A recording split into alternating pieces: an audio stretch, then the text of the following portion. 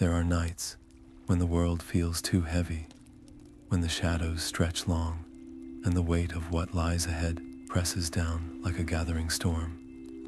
Tonight, we step into one of those nights, moments suspended between hope and despair, where the smallest light must fight against an ocean of darkness. Picture this: Sam Gamgee, loyal beyond measure, standing at the edge of the Emyn Muil, his heart pounding as he gazes into the blackened lands of Mordor. The air is thick with a dread so palpable it could choke the bravery from any soul, and yet he doesn't turn back. He can't, not while Frodo needs him. In his hand, the Phial of Galadriel glows faintly, a fragile star against the swallowing dark. This is where courage isn't the absence of fear. It's the choice to take one step forward anyway. Wherever you are right now, whatever hour has found you, whether it's late and the world outside your window is hushed, or perhaps the sun hasn't yet set where you are, we'd love to know. What time does your journey into rest begin tonight? Let us know in the comments below, because this story, like all the best ones, is meant to be shared.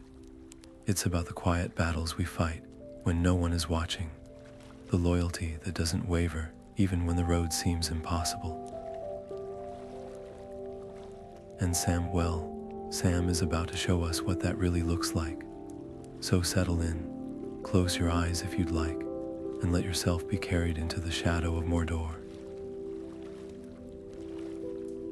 Feel the crunch of dry earth underfoot, the way the wind carries whispers of something ancient and hungry.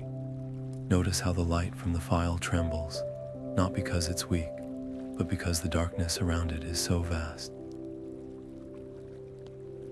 This is a tale of small things, a hobbit's hands, a flicker of hope, a promise made in a garden far away, that somehow, against all odds, hold the power to change everything. And it all begins with a single step. The rocks of Emyn Muil rise like broken teeth from the earth, jagged and unforgiving, each step a gamble against loose stone and hidden crevices. Sam moves carefully, his breath shallow, every muscle tense, with the effort of keeping Frodo steady beside him. The ring's weight drags at his friend, not just in the pouch around Frodo's neck, but in the way his shoulders slump, the hollows under his eyes deepening like wounds. Sam remembers Gandalf's voice, warm as hearth light in the Shire's green hills. Even the smallest hope is worth holding onto in the darkest times. The words echo now, thin but unbroken, as the wind howls through the cliffs like a thing alive. A stumble, Frodo gasps, and Sam's arms are there in an instant, catching him before he can fall. For a heartbeat, they stand frozen, Frodo's fingers digging into Sam's sleeve like a drowning man clutching driftwood. The thought comes unbidden, fierce as a struck match. I'll carry you if I must, all the way to that cursed mountain. No fanfare, no grand speeches, just a gardener's quiet certainty, the same resolve that makes him kneel to pull weeds until the job's done. Then, a sound, not the wind this time, something slithering over stone, too deliberate to be chance. Sam's hand flies to sting, the blade glinting blue as a warning. His pulse hammers in his throat. Gollum, or some creature even the tales from Bree haven't named. The darkness seems to coil around them, thick with unseen eyes. But stopping isn't an option, not when every second drains Frodo a little more. Sam exhales, squares his shoulders, and takes the next step, and the next. The path won't get easier, but he's made his choice. Forward, always forward, even if the shadows themselves rise to meet him. The air shifts. A wet, clinging chill that wasn't there before. Then, from between two jagged rocks, he appears, Gollum, hunched and twitching. His pale eyes catch the dim light like coins at the bottom of a murky pool. Sam's grip tightens around Sting, the blade's faint glow a silent alarm. Every instinct screams danger, but it's the way Gollum looks at Frodo that chills him most, like a starving thing sizing up its last meal. "Nice hobbit he is," Gollum croons, his voice a rasp of broken glass and honey. "Lost in the nasty rocks, yes, Smeagol knows the way. Safe paths through the marshes, oh yes." His fingers writhe together, restless as snakes. Sam's jaw clenches. He doesn't need elvish steel to tell him this creature's words are poison wrapped in pretty paper. But Frodo's exhausted. Sam sees it in the way his friend sways slightly, like a sapling in a storm. The ring's whispers have carved grooves into him, leaving little room for anything but a desperate kind of hope. You truly know a path?" Frodo asks, and the fragile trust in his voice makes Sam's heart twist. Sam could argue he should, but the weariness in Frodo's face stops him. Instead, he steps closer, his shoulder brushing Frodo's a silent vow. "I'm here. I'm watching." Gollum leads them downward into the sucking damp of the Dead Marshes. The ground weeps underfoot, each step releasing the scent of rotting lilies and old sorrow. Strange lights flicker just beneath the water's surface, pale faces preserved in the muck, their mouths forever open in silent screams. Sam forces himself not to shudder. "Don't look at the lights," Gollum hisses, though his own gaze darts to them hungrily. "They'll call to you, pull you under." Sam's skin prickles. It's not the ghosts that unsettle him. It's the way Gollum licks his lips when he says it, like he's hoping they'll wander too close. Every rustle in the reeds, every gurgle of stagnant water, feels like a trap being set. And Frodo walks ahead, his steps growing heavier, his eyes fixed on Gollum's back as if the creature were a lifeline. Sam swallows the words crowding his throat. He won't shake Frodo's trust, not when it's one of the few things keeping him upright. But his free hand drifts to the Phial of Galadriel, hidden in his pocket. The light within is cool against his fingers, a reminder. Some promises don't need to be spoken aloud to be kept. The water seeps into Sam's boots, cold and sluggish, as if the marsh itself is trying to drag them down.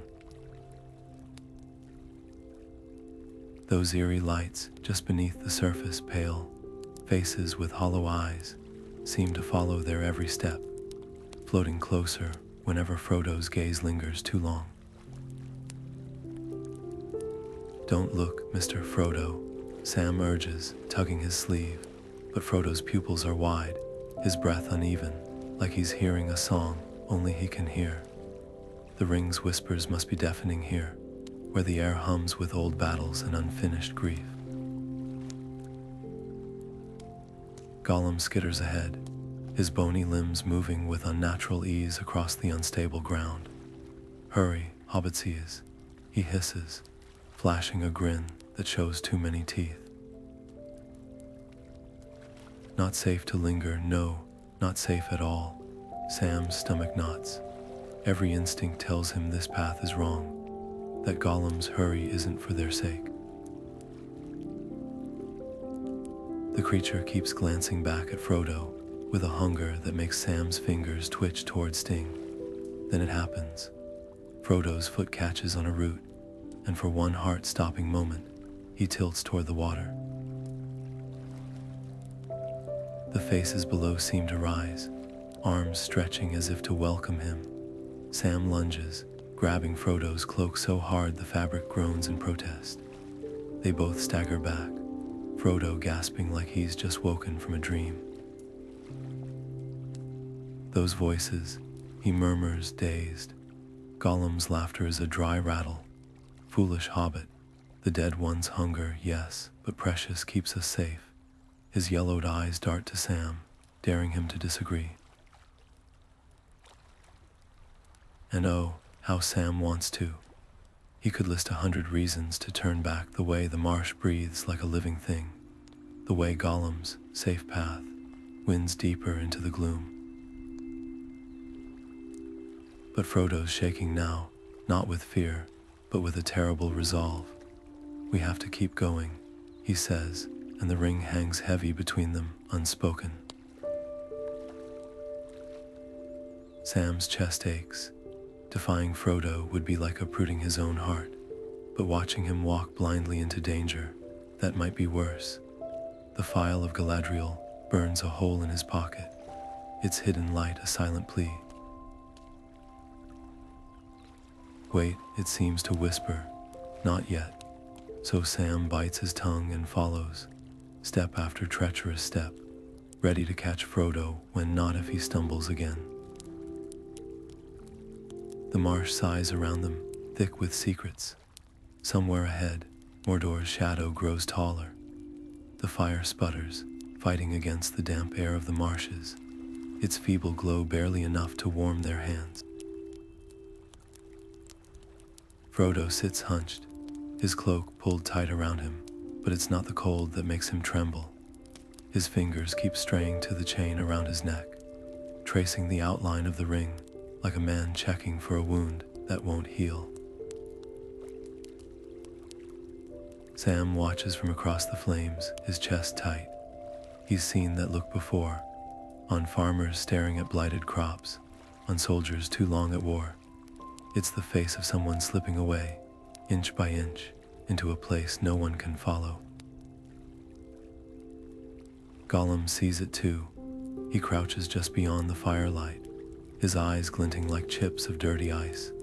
Poor master, he croons, voice slick as oil, so tired, so heavy. Why not rest? Let Smeagol help.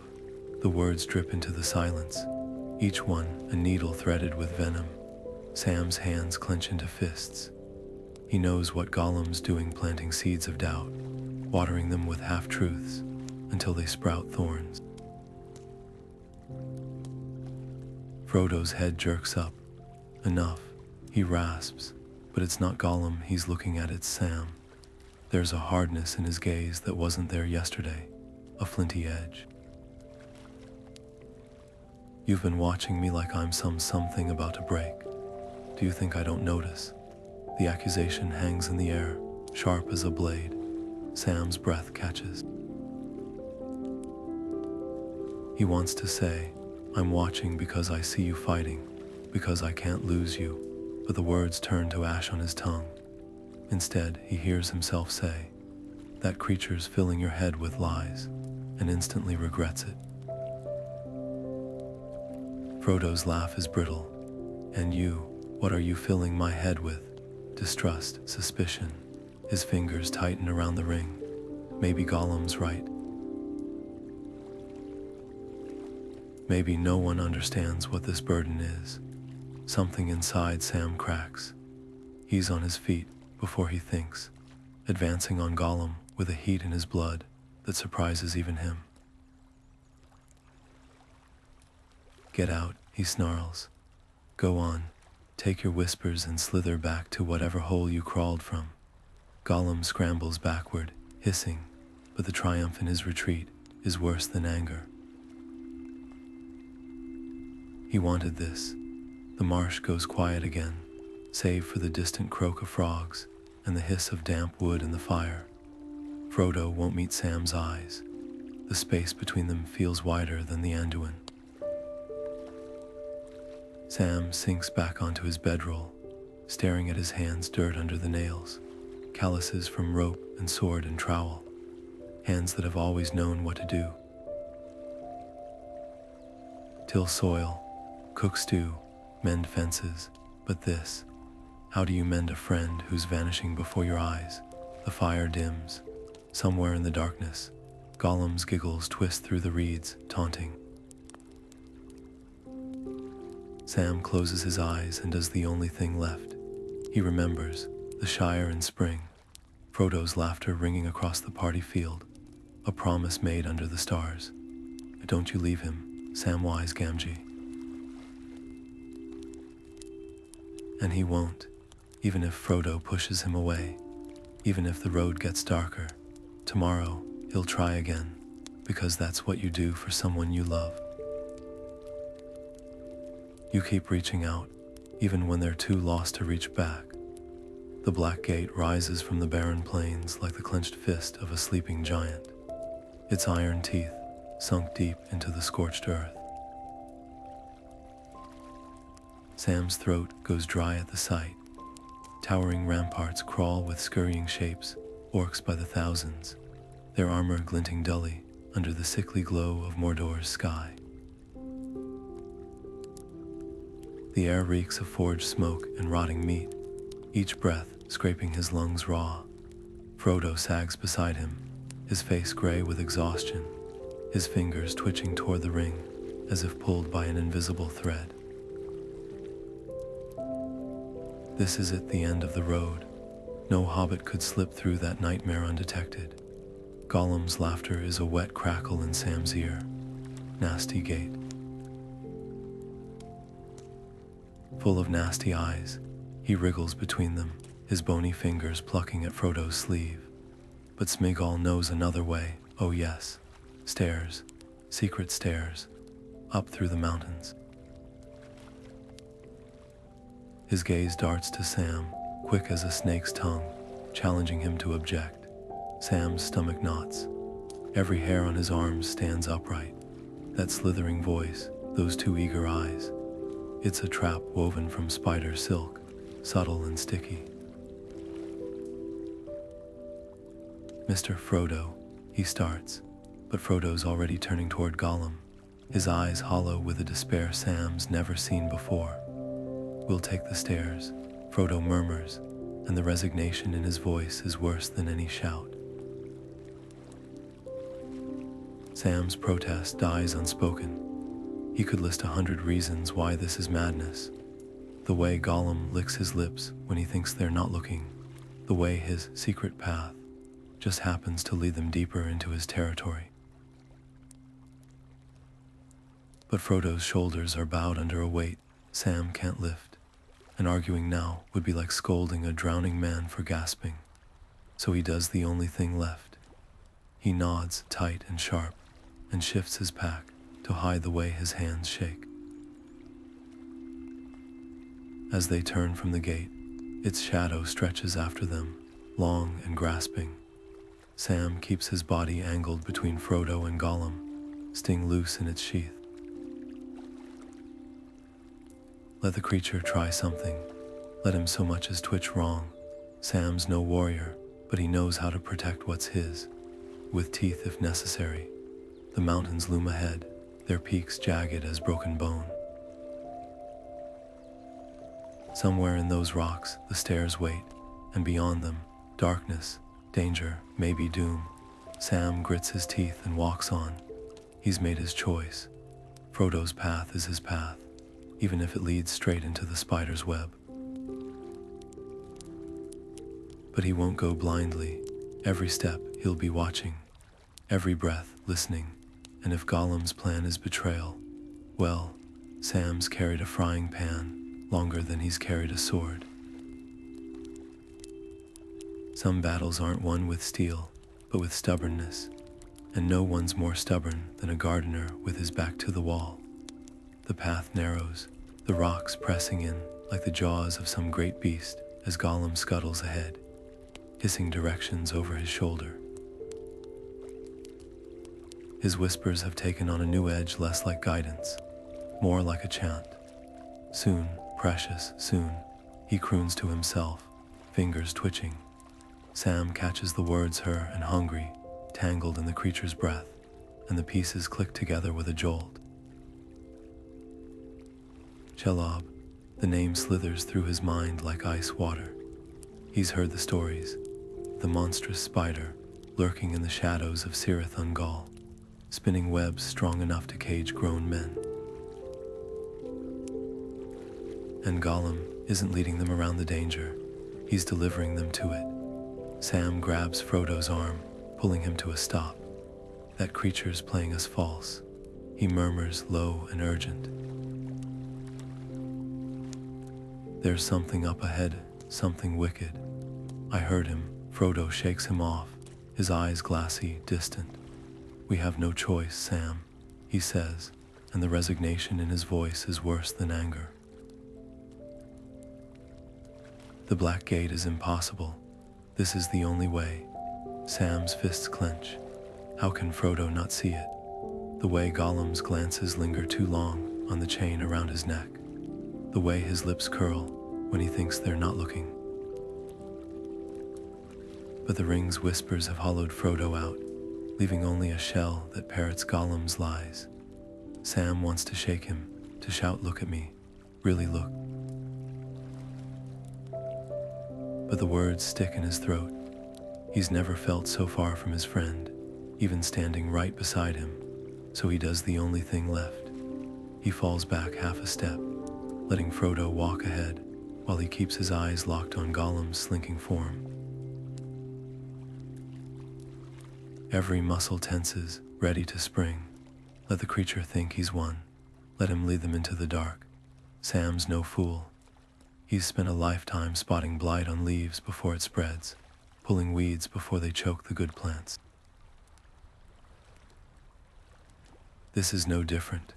Gollum's betrayal will come, and when it does, Sam will be waiting. The tunnel mouth yawns before them, black and reeking of damp rot. Gollum pauses at the threshold, his grin stretching too wide. "Rest here, nice hobbitses," he purrs. "Smeagol will scout the path." Then he's gone, melting into the shadows like oil into water. Sam exhales slowly. The air here is thick, cloying, sticking to his skin like cobwebs. Somewhere in the dark, something skitters. A single, fat thread glistens overhead, trembling as if touched. He doesn't need elvish steel to know what that means. Frodo sinks to the ground, his head in his hands, the ring a weight around his neck. Sam crouches beside him, close enough to feel the tremors running through him. "I'm here," he whispers, though he's not sure Frodo hears. The words aren't for comfort, they're a vow. Whatever comes next, whatever horror waits in the dark, Sam won't let it take Frodo without a fight. He thumbs the hidden Phial of Galadriel through the fabric of his pocket. The light inside pulses once, faint but steady, a reminder, even the smallest flame can hold back the night. The tunnel swallows them whole, its walls glistening with a foul, sticky sheen that catches the dim glow of the phial like a sickly mirror. Frodo moves like a man walking in his sleep, his feet dragging yet somehow quickening, pulled forward by something deeper than thought. Sam follows close, each breath tasting of mildew and something older, something that clings to the back of his tongue like spoiled meat. The air isn't just stale, it's alive, pressing against his skin with the weight of 1,000 unseen threads. Then silence. Gollum's whispers, his shuffling footsteps, all gone. The absence is worse than any sound. Sam's grip tightens around the phial, its light flickering as if fighting to stay lit. "Mr. Frodo," he hisses, but Frodo doesn't turn. He's picking up speed now, stumbling toward a bend in the tunnel where the darkness thickens into something almost solid. Sam's heart hammers against his ribs. That's not just shadow ahead. It's movement, a skitter, a rustle, the sound of something too large to be a rat, too deliberate to be the wind. Sam's blood turns to ice. He lunges forward, grabbing Frodo's cloak just as his friend steps into a shaft of pale light. No, not light. Web. The strands glisten like wet rope, stretching floor to ceiling in a grotesque lattice. Frodo's eyes widen, finally present, finally seeing, but it's too late. The attack comes from above, a blur of bristled legs and dripping fangs, descending with a hiss that shakes the very walls. Sam doesn't think. He throws himself between Frodo and the horror, the phial blazing to life in his hands like a fallen star. Back, he roars, and for one glorious second, the light holds the beast at bay. A monstrous shape with too many eyes, recoiling with a shriek that scrapes against Sam's bones. But Shelob is old, older than the mountains, older than fear itself. She circles them, her bulk blocking the tunnel mouth behind her, cutting off escape. The phial's glow trembles in Sam's shaking hands. It won't last. He knows it won't. And Frodo's gone so still, his face ashen, his fingers clutching the ring like it's the only thing left in the world. Sam plants his feet. The light wavers, but his voice doesn't. You'll not have him. He snarls to the darkness, to the thing with the dripping jaws. It's not bravery. It's something simpler, something that grew in the rich soil of the Shire and refuses to be uprooted. Love doesn't bargain. It doesn't calculate odds. It stands.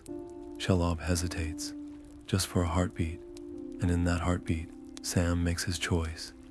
He shoves the phial into Frodo's hands, spins, and charges straight at the monster with nothing but a kitchen knife and a lifetime of stubbornness. The tunnel erupts and screeches in the snap of chitin, in the wet tear of silk. Somewhere in the chaos, Frodo shouts his name, but Sam doesn't stop, can't stop. Because sometimes, the only way to save someone is to give them a path, even if it means walking into the dark alone. The air splits with a hiss like steam, escaping a kettle Shelob strikes. Her stinger, glistening with venom, arcs toward Frodo's exposed neck. Sam doesn't think. His body moves before his mind catches up, crashing into Frodo's side, just as the stinger grazes his own shoulder instead. The pain is instant, white-hot, but it's nothing compared to the terror flooding him when Frodo crumples anyway, his breath already turning shallow. The spider rears back, her 8 eyes reflecting the phial's frantic light, and for a heartbeat, Sam sees himself in them, small, trembling prey. Then the rage comes. He swings sting in wild arcs, the elvish blade singing as it slices through wiry legs. Shelob screeches, recoiling from the blue glow, but she's too vast, too ancient to flee. One spindled limb lashes out, knocking Sam into the webbed wall. Silk clings to his face, sticky as regret, as he struggles free. Frodo lies so still. Too still.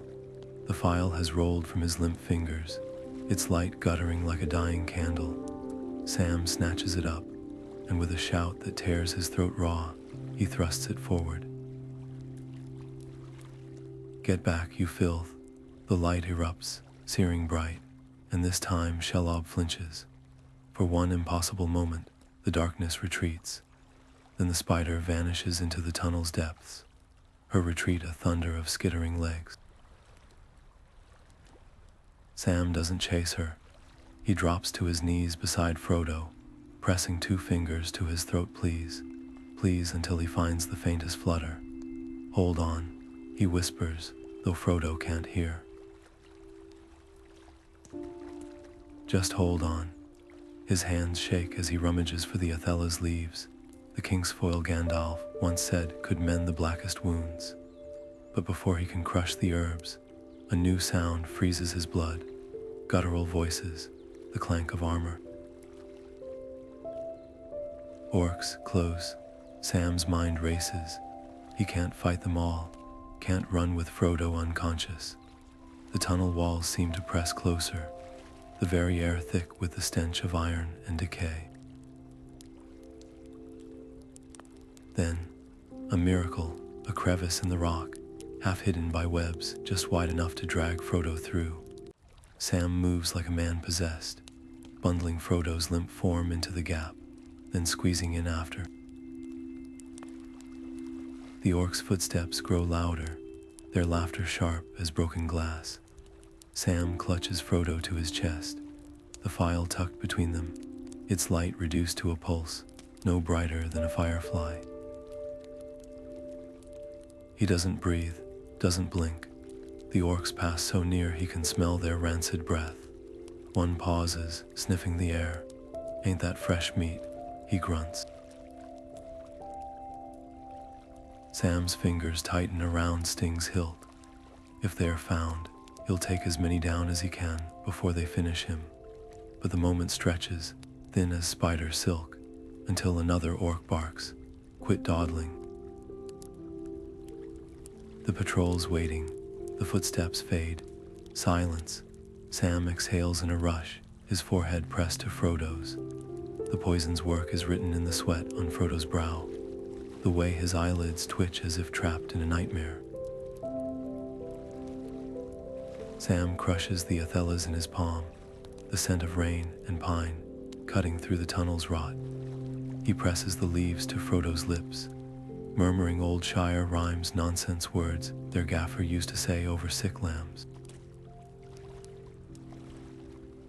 The world narrows to this, the ragged sound of Frodo's breathing, the fragile warmth under his hands, the unshakable truth that if Frodo doesn't wake, none of it matters. Not the ring, not the war, not even the dawn. Somewhere above, a single drop of water falls from the cavern's ceiling. It lands on Frodo's cheek, cutting a clean line through the grime. Sam wipes it away with his thumb, his touch feather light. "You're not leaving me," he says, and it's not a plea. It's a promise. To Frodo, to himself, to whatever stars might still be listening beyond the mountain's weight. Outside the crevice, the orc's voices fade into the dark.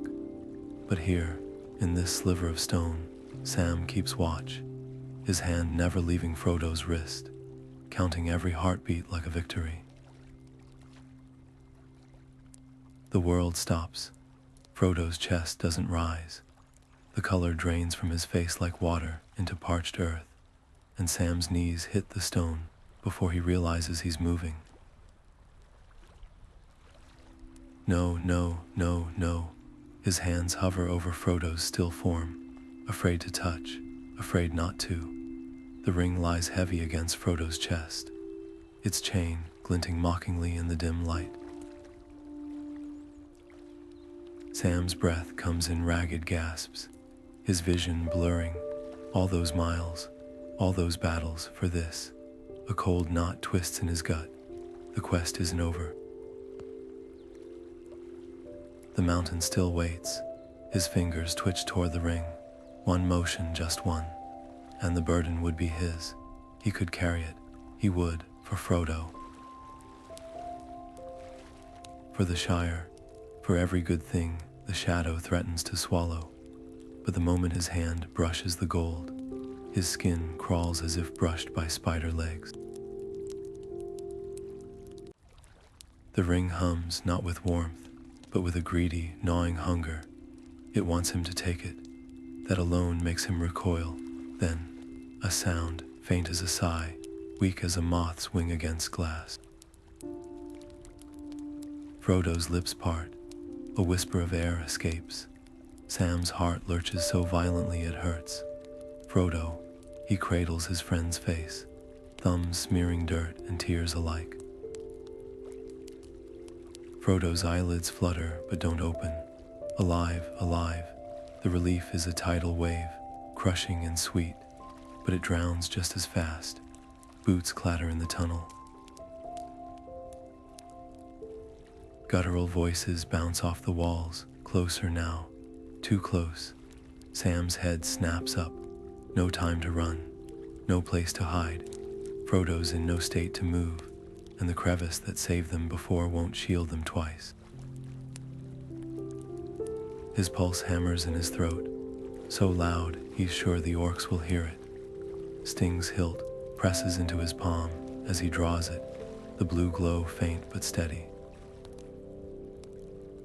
He's no warrior, just a gardener with a sword too big for him, but gardens need protecting too, from frost, from blight, from things that slither in the dark. The first orc rounds the corner, its yellowed eyes widening at the sight of them. Sam doesn't think. He moves, planting himself squarely between Frodo and the enemy, his blade raised. It shakes, he doesn't care. Let them come, let them try. Frodo's breath is shallow but sure against his back, and that's enough. The orc grins, rotten teeth bared, and raises its scimitar. Sam's knees lock. He's outnumbered, outmatched, but retreating means leaving Frodo defenseless, and that's not a choice he'll ever make. The orc charges. Sam exhales and meets it. The clash is brutal and short. Sam lunges at the first orc, sting flashing blue as it bites deep into greasy armor. The creature howls, but Sam's already spinning, using the tunnel's narrow walls to funnel them. One at a time, always one at a time. He fights like a cornered badger, all teeth and desperation, his breath coming in ragged gasps. For a heartbeat, it works. 2 orcs fall, their black blood slick underfoot. But numbers tell. A club swings from the shadows, catching Sam across the temple. The world splinters into sparks and pain. He wakes to silence. The tunnel air is thick with the stench of orc filth and his own copper-tanged blood. Sting is gone, his Paka, vanished. For one dizzy moment, he thinks he's dead. Then his fingers brush fabric. Frodo's cloak, torn and trampled, left behind like a taunt. Sam clutches it to his chest, the wool still warm from Frodo's shoulders. The hole in his heart yawns wider than the tunnel itself. They took him. They took him. Sam's vision swims, but he forces himself upright, swaying like a sapling in a gale. Every instinct screams to run not away, but through the darkness. Through the terror, through whatever nightmare waits at the top of Cirith Ungol. He fumbles for the Phial of Galadriel, its light pulsing weakly in his palm. It's not a sword, it's not an army, but it's something. The climb is agony. Each step sends fresh pain lancing through his skull, but he grits his teeth and climbs anyway. The tower looms ahead, its jagged silhouette clawing at the bruised Mordor sky. Orc shouts echo from within, mingling with the distant roar of Mount Doom. Sam's hands shake, but not from fear. Fury kindles in his gut, hot and bright. They think they've won. They think hobbits are soft, breakable. Let them. He presses the phial to his lips like a kiss, like a prayer. Then he steps into the open, the light flaring in his grip, casting his shadow tall and terrible against the tower's black stones. No more hiding, no more retreating. If Frodo's in there, Sam will burn the place down stone by stone to get him back. The first orc sentry turns, its beady eyes widening. Sam doesn't hesitate. He runs straight for the gates, the phial blazing like a fallen star in his fist, and roars Frodo's name into the teeth of the storm. The tower's iron gate groans as Sam slips through, his boots barely whispering against the grime-slick stone. Orc voices echo down the corridor ahead, guttural, arguing, and he presses himself into a crevice, his heartbeat loud enough to drown them out. The helmet he snatched from a fallen guard reeks of old sweat and blood, its jagged edges digging into his temples, but it's the only shield he has. One wrong glance, one misplaced step, and it's over. Then he hears it. Frodo, the name rasps from an orc's throat like a curse. Alive, the creature snarls. For now, Sam's breath catches. Alive, the word is a spark in the dark, igniting something fierce in his chest. He clenches the Phial of Galadriel through his tunic. Its hidden warmth, a silent reminder. This isn't just a rescue, it's a reckoning. The corridor branches like a spider's web, each turn thick with the stench of rust and rotting meat. Sam moves like a shadow, his senses sharpened to every creak of armor, every distant shout. Once, he freezes mid-step, as an orc patrol rounds the corner, their torches casting long, jagged shadows. He ducks behind a pile of broken shields, his pulse hammering, but they pass without a glance. The helmet's disguise holds, for now. Deeper into the tower, the air grows heavier, the walls weeping moisture that trickles like slow poison. Sam's fingers brush the rough stone for balance, and for a fleeting moment, he's back in Bag End's cellar, navigating by touch in the dark. The memory is a lifeline. Simple things, he thinks. Bread rising, seeds sprouting, Frodo's laughter by the fire. Not this nightmare of chains and snarling voices, but the Shire feels a world away. A sudden screech of metal, Sam whirls to see a cage dangling from the ceiling ahead, its bars bent and rusted. Inside, a tattered cloak, Frodo's cloak. His stomach lurches, empty. The orcs must have moved him, somewhere higher, somewhere worse. Sam's jaw tightens. He's climbed mountains in the dark. He'll climb this tower too. The stairwell is a coiled throat of jagged steps, each one guarded by flickering braziers that paint the walls in shifting orange and black. Sam counts the orcs under his breath. 3 on the landing, 2 more arguing by a barred door. No way around, only through. He adjusts the ill-fitting helmet, steels himself, and steps into the light. Oi, you. A grizzled orc thrusts a clawed finger at him. Sam's blood turns to ice, but the creature only shoves a rusty pail into his hands. Get moving, maggot. The prisoner's not feeding himself. Prisoner. Frodo, the pail sloshes with something foul, but Sam clutches it like a treasure. This is it, his way in. He nods, shoulders hunched, and follows the orc up the stairs, each step carrying him closer to the one voice that matters. Somewhere in the tower's belly, Frodo waits, and Sam's done waiting too. The cell reeks of old blood and despair, the air so thick Sam nearly gags as he shoulders the door open. There, crumpled in the corner like discarded armor, Frodo. His shirt is torn, his face streaked with dirt and something darker, but the worst of it is his hands. They clutch empty air where the ring once hung, fingers twitching as if still feeling the ghost of its weight. Sam's throat closes. He's across the room before he thinks, dropping to his knees with a clatter that makes Frodo flinch. It's me, Sam whispers, cupping Frodo's face, his thumbs brushing away the grime. Frodo's eyes focus slowly, recognition dawning like the first break of dawn after a storm. A choked sound escapes him, half laugh, half sob, and then they're clinging to each other, Sam's arms locked around Frodo's shuddering shoulders. The moment shatters with the distant clang of a gong.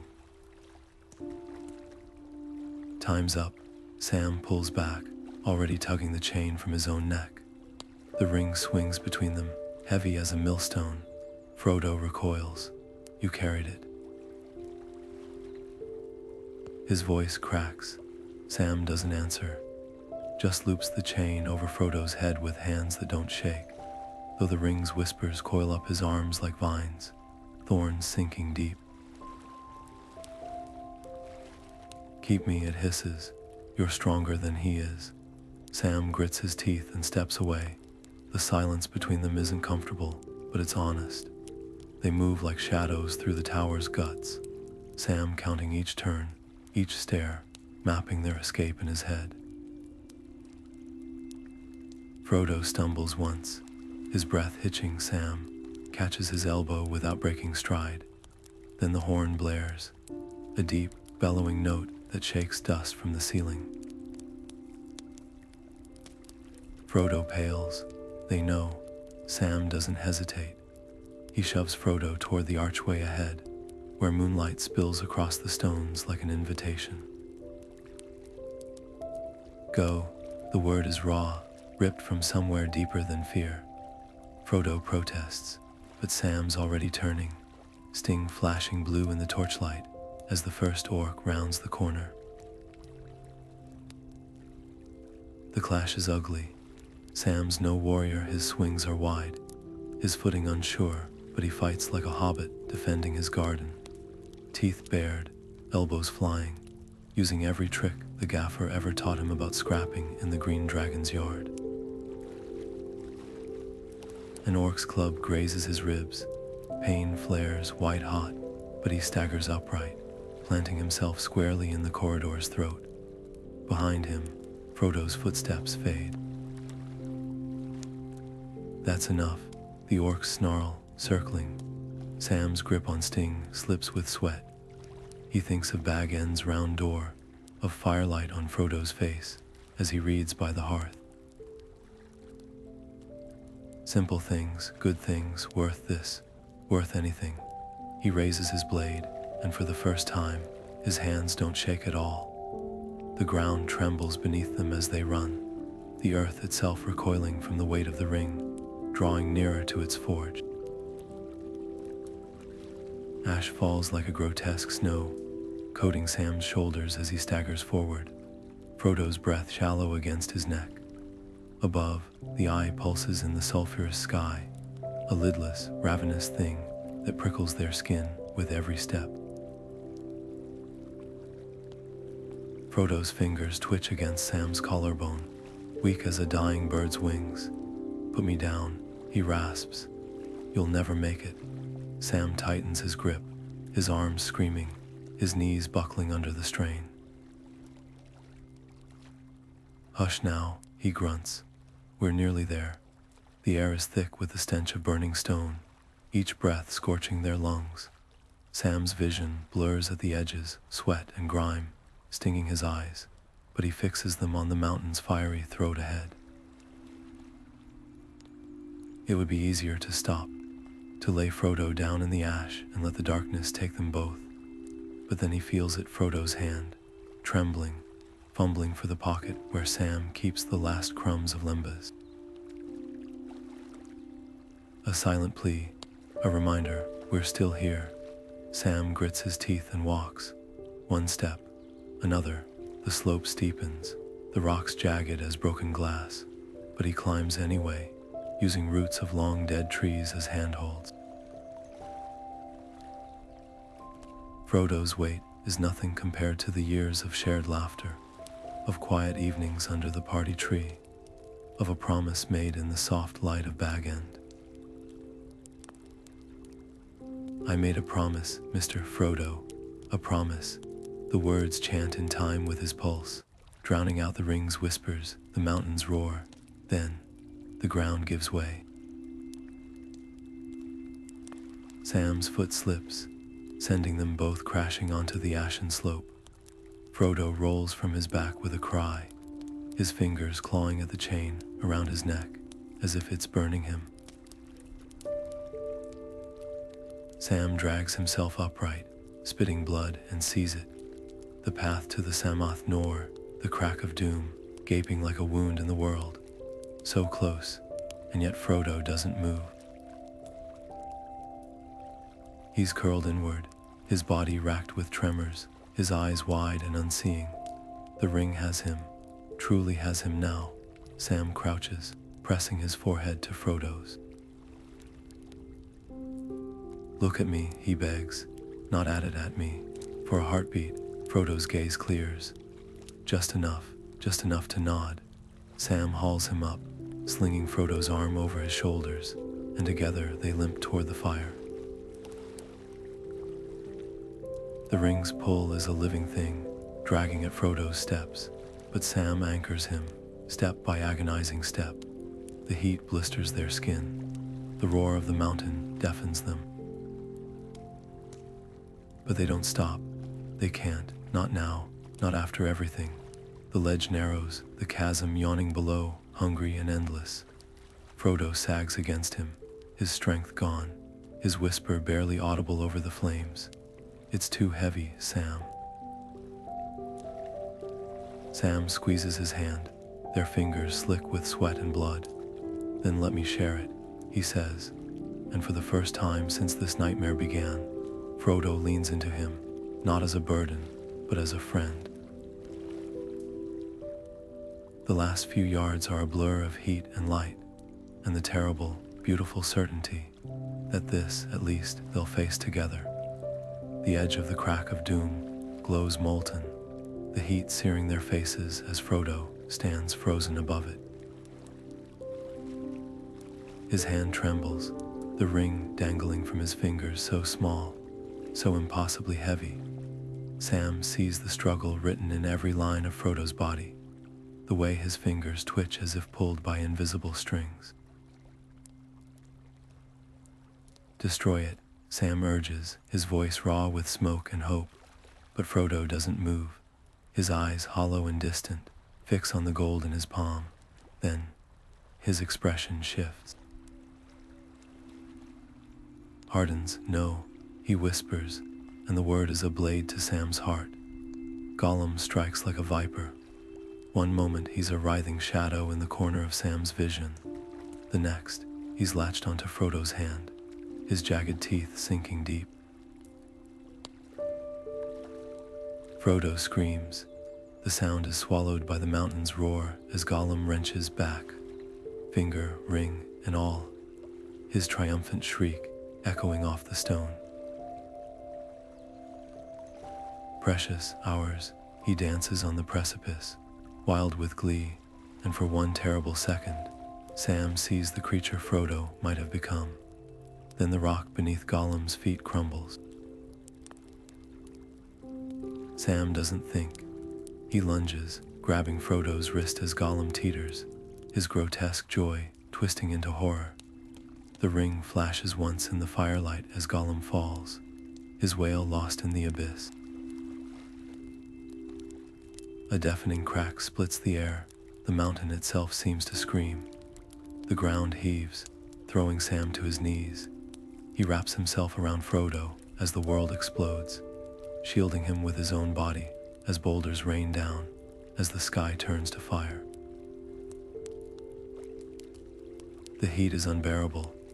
The noise, a cacophony of splitting earth and shattering stone, threatens to swallow them whole. Sam presses his forehead to Frodo's, their breaths mingling in the scant space between them. Through the smoke, through the pain, one thought burns brighter than the flames. It's over. The shadow is gone, the ring unmade. Frodo's broken sob against his shoulder is the sweetest sound Sam's ever heard. Then, a rumble, the ledge beneath them trembles, cracks spider-webbing outward. Sam's arms tighten. If this is the end, let it find them together, but the mountain has other plans. A slab of rock tears free, tilting beneath them like a ship's deck in a storm. Sam grabs Frodo's tunic, his fingers locking in the fabric as they slide, not into the fire, but onto a lower outcrop, bruised and gasping, but alive. Above them, The sky clears for the first time in ages, the eye's terrible gaze snuffed out like a candle. Frodo's hand finds Sam's, their fingers tangling in the ash. No words, none are needed. The wind shifts, carrying away the stench of sulfur, and for the first time in so long, it smells like rain. The sky splits with a scream of wings, a sound so out of place in this wasteland that Sam thinks he's dreaming. Then he sees it. Gwey, hear the eagle, his vast silhouette cutting through the smoke like a blade through parchment. Sam's throat is too raw to shout, but he waves his arms anyway, the motion sending fresh pain through his burnt shoulders.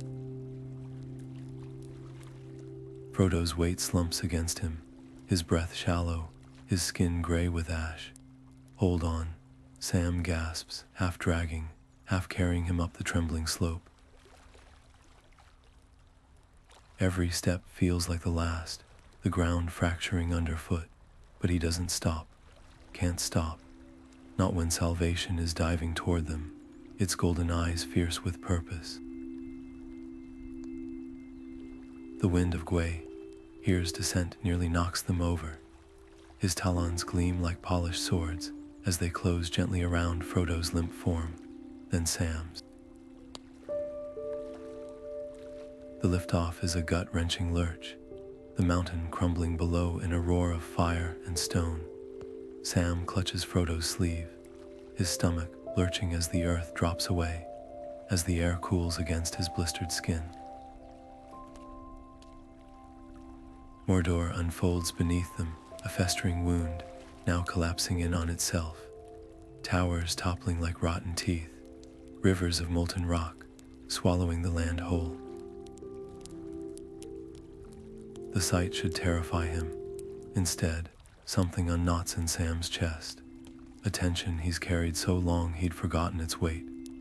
Frodo stirs in the eagle's grip, his eyelids fluttering open. The first thing he sees is Sam's face, streaked with soot and blood, and an expression so full of quiet joy it makes his own lips twitch upward. No words pass between them. None are needed. The wind carries them east, away from the fire, toward a horizon washed clean of smoke.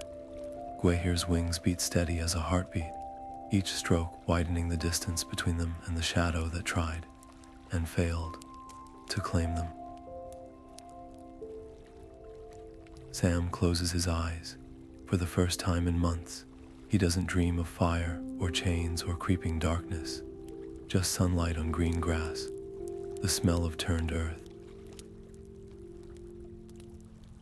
A round door painted freshly blue, and beside him, always beside him, the steady presence of the one person who made the long nightmare worth enduring. The wind shifts, carrying the last traces of sulfur away, and Sam breathes deep. The air tastes like dawn.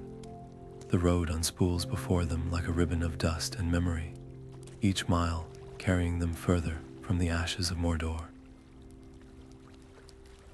Sam's hands move with the same care he once reserved for his tomato plants, unwrapping Frodo's bandages with a touch so light it barely stirs the air. The wounds are deeper than the skin. Sam sees it in the way Frodo's fingers tremble when he reaches for his teacup, in the way his laughter catches halfway, as if afraid to be too loud. But the Shire's scent rides the wind now, sweet with hay and apple blossoms, and Sam lets it fill his lungs like a promise. Frodo talks of Bag End's round door, of the pantry stocked with seed cakes and honey. His voice is soft, almost dreamy, but his eyes stay fixed on some distant point beyond the horizon. Sam nods along, kneading the stiffness from Frodo's shoulder as he speaks, his thumbs tracing the knots left by too many nights sleeping on stone. "We'll replant the garden," Sam murmurs. "All your favorites, marigolds by the fence, snapdragons under the kitchen window." Frodo smiles, but it doesn't reach his eyes. The shadow may be gone from the world, but Sam knows some stains don't wash out easy. They rest beneath an oak tree, its leaves dappling the grass with gold. Frodo drifts off with his head against the bark, his breathing uneven, his brow furrowed even in sleep. Sam watches the rise and fall of his chest, counting each breath like a treasure. He should be exhausted, his own body aches with every step, but there's a fire in him now, banked low but unyielding. The Shire will welcome them with open arms, yes, but it won't understand. Not the nightmares, not the hollows under Frodo's cheeks that no amount of Rosie's pies can fill. A cart creaks by on the road ahead, piled high with pumpkins and laughter. The farmer tips his hat, oblivious. Sam waves back, his throat tight. How strange to stand at the edge of a world that kept turning without them. Frodo stirs, his eyelids fluttering open. Almost there, Sam says, offering his arm. Frodo leans into him, his weight familiar as sunrise, and together they take the last turn, the one that leads past the mill, over the bridge, to the place where the grass grows green, and the stars still remember their names. The first chimney, smoke curls above the hill.